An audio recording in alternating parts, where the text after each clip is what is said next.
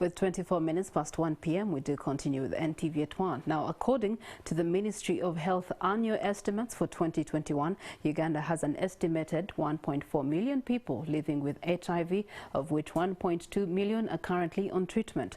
The country has registered a 37% decline in annual AIDS-related deaths. This is from 37,000 in 2016 to 17,000 in 2021. And in 2021, new HIV infections at 54,000. However, in the early 1980s, when the disease began ravaging parts of the central region, the story was different. GILLIAN Nantume brings us this story of the first known victim of the AIDS pandemic and how people thought the disease was caused by witchcraft.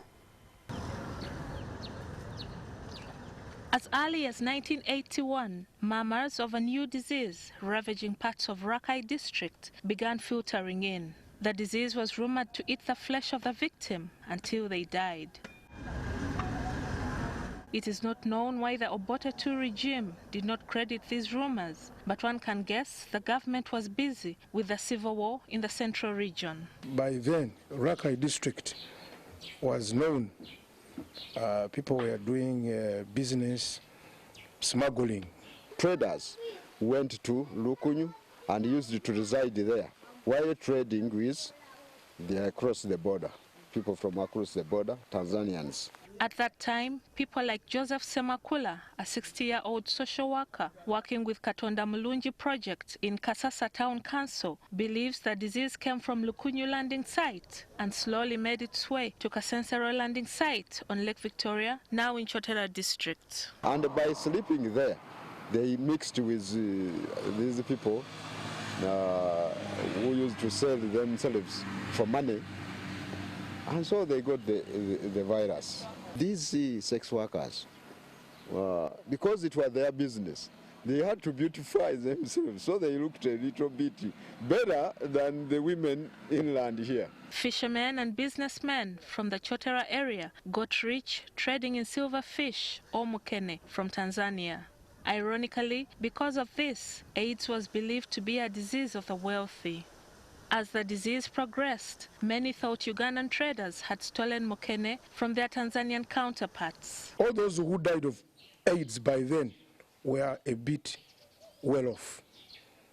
And there are these people who were used to smuggle goods from Tanzania to Uganda. So people thought that the Tanzanians had bewitched our people in Uganda. By 1988, witch doctors were the main transmitters of the disease. The witch doctor would come and then medicate all these people by using a leather blade. One leather blade cutting first the sick person and then using the same finger, touching the blood of the infected person, then smearing into the cuts of all these other family members. On a hot day, Golodiano Chiganda, a fisherman, is stranded at Sango Bay landing site in Chotera district.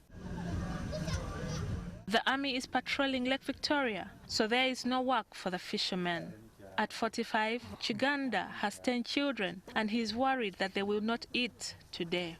His father, Golodiano Chivumbi, was the first recorded victim to die of HIV/AIDS. He died in 1982. Kitange yali musuubuzi nga basuubulira kabanyaga ng'ate fish guard ate nga mutunzi wa kyalaani era kabanyaga abasuubuzi abaasinga okukolerayo bwe baasooka okukwatibwa obulwadde. Chiganda's mother died a year later in 1983, and that is when his suffering began.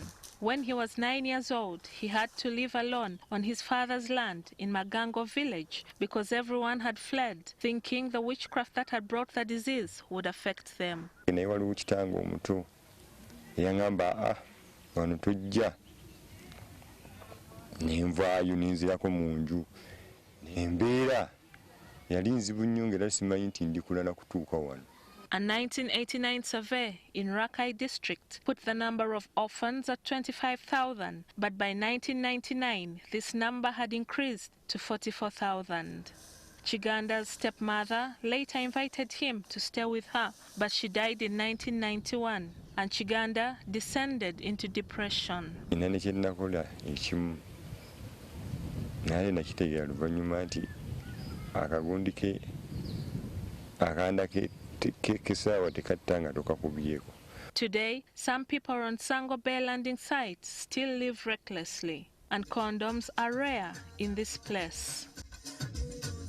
Omwana muva naye mu lyato naga waliwo omukazi wali bakuyita kutemesa kati kuba omukazi 50,000 bagiyita sooti 50,000 genda mu sooti lolo omwana omulaba ddakiika 2 naga nti nvuddeyo akati waliwo bagoolu atuuka n'agamba nti mutwalo nga tekuli kapiira. The word here is that with the advent of ARVs, PEP and PrEP drugs, people no longer fear HIV/AIDS.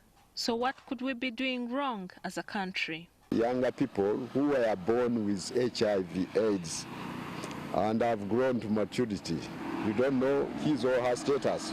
You think they are negative. This also has caused a problem. That calls for a need to know your cell status. Patrick Chisekulo, the chairperson of Chotora district, believes non-governmental organizations might be keeping the fear of AIDS in the population for their own gain. Do you expect them one day to say that now it is over? They can't.